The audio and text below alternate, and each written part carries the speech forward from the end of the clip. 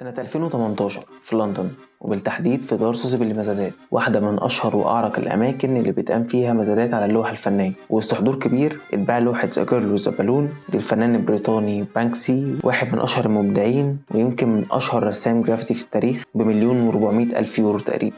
وفي نفس اللحظة اللي أعلن فيها البيع وسط سقيف الناس، فاجئ الكل باللوحة وهي بتتقطع بشكل تلقائي من جوه البرواز وسط ذهول كل الحاضرين والإعلام والمجتمع والناس. بانكسي بالحركة دي كان ليه هدف ورغبة، إثبات وجهة نظر واعتراض على حاجات كتير بتحصل في الساحة الفنية وفي المشهد العام. هو نفسه كتب بعد كده على الانستجرام تعليقا على الحادثة، بما معناه إن الرغبة في التدمير هي برضه رغبة إبداعية، ونزل فيديو بعدها كمان وضح هو عمل كده إزاي، وإنه كان حاطط جهاز لتقطيع الورق جوه البرواز من كذا سنة علشان لو اتحطت في مزاد في أي وقت. بس يا ترى اللي بانكسي عمله ده عمل فعلا تغيير ونتيجة حقيقية؟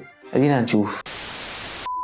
يا صباح ومساء الفل، ازيكم يا جماعه؟ عاملين ايه؟ اخر 6 أو 7 شهور وسط كل الاحداث اللي حصلت وبتحصل، وسط لخبطه كتير ومشاهد من بشاعتها الواحد ما بيقدرش يستوعبها ولا يصدقها. امهات واطفال بتموت ومجاعات بتحصل وكوارث بشريه في كل حته وفي اماكن قريبه مننا ومع ناس شبهنا واهلنا، وسط سكوت غريب من ناس في ايديها تعمل حاجه توقف ده وما بتوقفش، لا ده كمان ساعات كتير بيبقوا هم اصلا مشاركين فيه واحنا واقفين مش عارفين نعمل حاجه قوي توقف المهزله دي. فكان لازم اقف واسال نفسي بحكم شغلي ودراستي والحاجه اللي انا اخترت ان انا اقضي فيها طول حياتي، هو الفن دوره ايه في اللي بيحصل ده؟ وهل فعلا ليه دور وليه لازمه؟ هيقدر يغير فعلا ولا احنا بنضحك على بعض ونصبر نفسنا؟ مش عارف. بس اللي اعرفه ان على مدار التاريخ ومن اول سطر، والفن كان اداه مهمه قوي للتاريخ والتعبير عن الراي ساعات وفرض والسيطره ساعات تانية. هتلاقي ده مثلا في حضاره مصر القديمه اللي قايمه بشكل اساسي على الرسم والنحت والفنون المختلفه، في حيطان المعابد اللي الملوك كانوا بيستخدموها للتوثيق وتمجيد ذواتهم بقى في احيان كتيره تانية. فهتلاقي الملك مثلا كان لازم يظهر شكله كبير كده في التكوين، واخد نص الجدار لوحده وفارض سيطرته كده وعامل فورمة الساحل والسكس باكس وبتاع،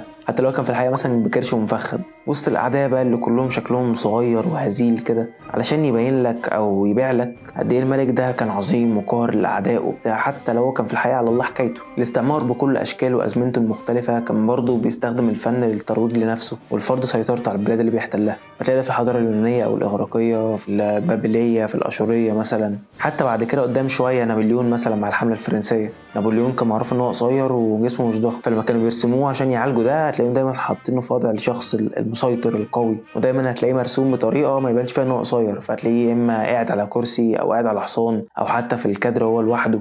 ولما جه مصر مثلا، وكان من ضمن المعارك اللي خاضها مع المماليك معركة امبابة او معركة الاهرام زي ما بيحبوا يسموها، كان حريص انها لما توثق بعد كده الاهرام تكون في الخلفية وبشكل كبير وواضح، رغم انهم كانوا في الحقيقة مثلا يعني بعاد حبتين 3 عن الاهرامات، يعني حتى لو هتظهر بشكل صغير قوي يعني. بس ما يصحش يعني هرجع للناس في فرنسا احكي لهم عن انجازاتي وعن اللي انا عملته وانا بقى نابليون الامبراطور بجلة قدره، ما اقول لهم رحت مصر وما عرفتش قدام الاهرامات؟ يعني ده بالنسبة للمحتل بالظبط زي مثلا ما تروح ايطاليا ما تاكلش بيتزا، او تروح مرسى مطروح ما تجيبش لب بابا وزيت زيتون وانت راجع، يعني نفس الكونسبت. برضو من ناحية تانية كان الفن ليه دور مهم في الحركات الشعبية والثورات على مر الأزمنة، في الأغاني والهتافات والتوثيق بأشكاله المختلفة. يعني هنا في مصر مثلا صعب تتكلم عن ثورة 19 من غير ما تتكلم عن سعد زغلول وسيد درويش وأغاني سيد درويش، الأغاني الثورية اللي الناس كانت بتهتف بيها وقتها، وكانت جزء مهم جدا لتوثيق أول ثورة شعبية في تاريخ مصر الحديث. يعني أنت لو بتتفرج مثلا على الفيديوهات بتاعت ثورة 19 والمظاهرات، لما تشوفها بالنسبة لك تمام، يعني كأنك بتتفرج على أي حدث تاريخي عادي، بس لما تشغل معاها أغاني ومزيكا سيد درويش هتحس ساعتها بالمشاعر بتاعت اللحظة دي.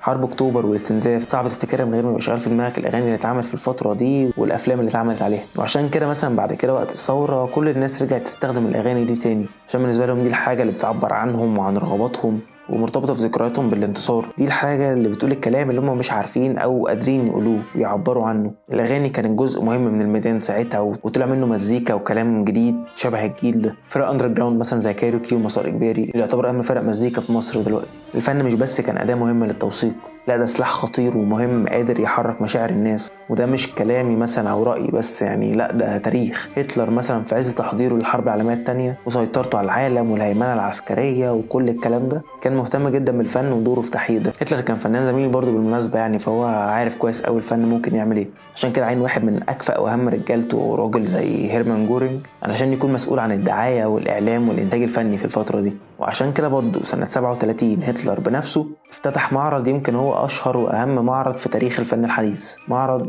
الفن المنحط. جمع فيه هتلر شغل فنانين كبار زي بيكاسو ومونيه وفان جوخ وغيرهم، وكل الفنانين اللي كانوا بيمثلوا وقتها المدرسة الحديثة في الفن والمتمردة والثورية شوية، وعرض شغلهم بشكل مش لائق وفيه بالنسبة له سخرية وتقليل من قدره. وقصاده معرض تاني للمدرسة الكلاسيكية اللي كان بيحبها وبيتبناها، وبالمناسبة كان بيرسم زيها كتير وهو صغير، اللي شغلها حلو بالمناسبة برضه، بس جنب ده ماشية جنب الحيط، ما بتخاطرش، ما بتفكرش بره الصندوق، ما بتصرش، والأهم إنها دايما متوقعة. وده كان ذوق هتلر المفضل. أمريكا مثلا قدرت تحرك شعبها وتخليه يعدي المحيط ويخاطر بحياته في حرب مش بتاعته أصلا، عن طريق الإعلام والفن والكرتون والكوميكس والأفلام. والأجيال قدام خلتهم يصدقوا إن هم أبطال في الحرب دي، وهي مش بتاعتهم، وإن هم الناس الكويسين، هم دايما الناس الكويسين.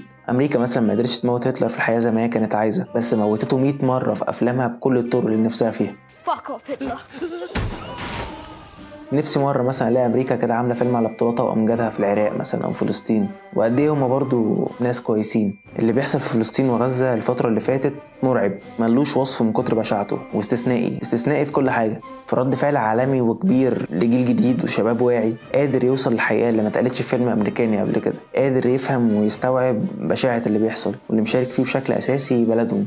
اول مرة الاقي رد فعل قوي مبني على معرفة وثقافة ناحية مقاطعة منتجات بعينها ثبت انها بتدعم اللي بيحصل. الحاجة القديمة والمبررات ما بقتش بتنفع، ولا 100 فيلم يقدر يعمل ناس عن الحقيقة دلوقتي، بس ده دلوقتي. كمان كام سنة ممكن بل اكيد الناس هتنسى وهترجع لحياتها الطبيعية. من الناحية التانية هتلاقيهم جاهزين باعلامهم وافلامهم عشان يرجع يحببك فيه تاني ويروج لك تاني قد ايه هو انسان كويس. بعد كام سنة مفيش حد هيرجع يفتكر الاحداث ويشوفها كل يوم، بس هيرجع يسمع مزيكا ويشوف افلام ويتفرج على التلفزيون، ودورنا اننا نكون موجودين ساعتها، نحكي الحكاية بالشكل اللي عمرهم ما سمعوه قبل كده، نفكرهم ان اللي اتقال لكم قبل كده ده ما كانش حقيقي، وان الحياة اللي وصلت لكم عمرها ما كانت كاملة، في مليون طريقة توثق اللي حصل، بس الفن هو الحاجة الوحيدة اللي تقدر توثق المشاعر دي، شعر الفقد والألم الخذلان والشجاعة. بانكسي ولوحته اللي حكينا عنها في أول حلقة بالمناسبة ليها كذا نسخة مرسومة، منها واحدة على الجدار العازل في الضفة الغربية في فلسطين، وعلى مسافة مش بعيدة منها بالمناسبة وولدوف اوتيل، فندق ومعرض دايم لبانكسي بيعرض فيه مهازل الاحتلال وبشاعته بشكل ساخر،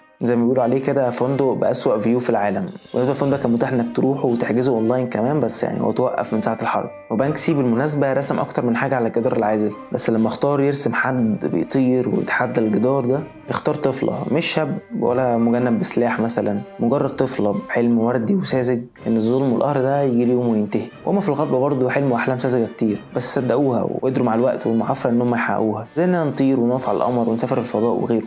والمرة دي دورنا احنا ان احنا نصدق الحلم ده ونعافر معاه مهما كان باين انه ساذج وبعيد، ندعمه بكل الطرق، نغني له ونعمل له افلام ونرسمه عشان نشوفه قدامنا كتير فنفضل حابينه ومصدقينه. وزي ما قالت شيرين ابو عقل الله يرحمها، بدها طول نفس فنخلي معنويات عليه.